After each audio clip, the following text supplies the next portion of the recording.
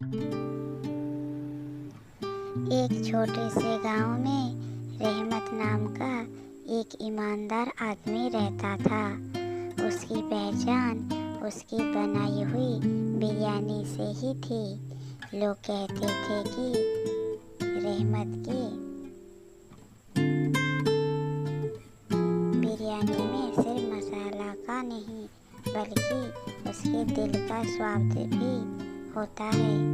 उसका छोटा सा ढाबा गांव के बाजार में था, जहां हर रोज सैकड़ों लोग उसकी बिरयानी खाने आते थे। रहमत के पास ज़्यादा पैसे नहीं थे, लेकिन ईमानदारी की उसकी सबसे बड़ी दौलत थी। वह हमेशा अपने ग्राहकों के साथ सच बोलता था, अच्छे से व्यवहार करता और बिरयानी में कभी घटिया चीज़ें इस्तेमाल नहीं करता। कहानी का मोड़। एक दिन शहर से एक बड़ा व्यापारी वहां आया। उसने रहमत की बिरयानी खाई और उसका दीवाना हो गया। व्यापारी ने रहमत से कहा, तुम्हारी बिरयानी को बड़े स्तर पर बेचने का मौका देना चाहता हूँ। मैं तुम्हें बड़ा होटल खोलने में मदद करूँगा, लेकिन तुम्हें मसालों में थोड़ा समझौता करना होगा ताकि मुनाफा बढ़ सके। रहमत सोच में पड़ गया। उसके पास पैसे नहीं थे और बड़ा होटल खोलना उसका सपना था, लेकिन ईमानदारी और गुणवत्ता से समझौता करना उसे मंजूर नहीं था। उसने विनम्रता से व्यापारी को मना कर दिया। परीक्षा का समय। कुछ महीनों बाद बाजार में रहमत के ढाबे के सामने ही एक और बिरयानी वाला आ गया।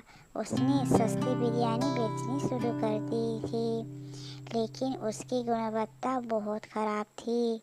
लोगों ने सस्ते के लालच में रहमत का ढाबा छोड़ दिया। रहमत के ग्राहक कम होने लगे और उसकी हालत खस्ता हो गई। पर रहमत ने हार नहीं मानी। उसने अपनी बिरयानी की गुणवत्ता और बेहतर करने की ठानी। उसने नए मसालों की खोज की, बिरयानी में कुछ नए स्वाद जोड़े और अपने पुराने ग्राहकों को भरोसा दिलाने के लिए मुफ्त में बिरयानी खिलाई।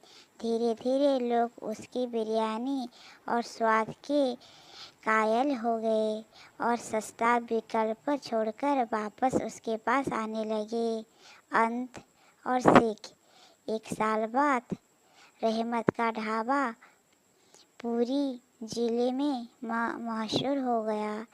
लोग सिर्फ उसकी बिरयानी की नहीं, उसकी ईमानदारी की भी तारीफ करते थे।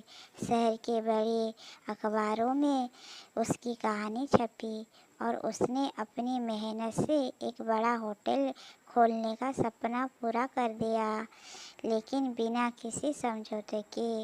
इस कहानी की सीख।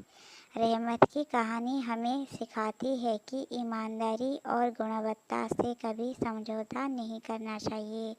भले ही रास्ता मुश्किल हो, लेकिन सच्चाई और मेहनत का फल हमेशा मीठा होता है।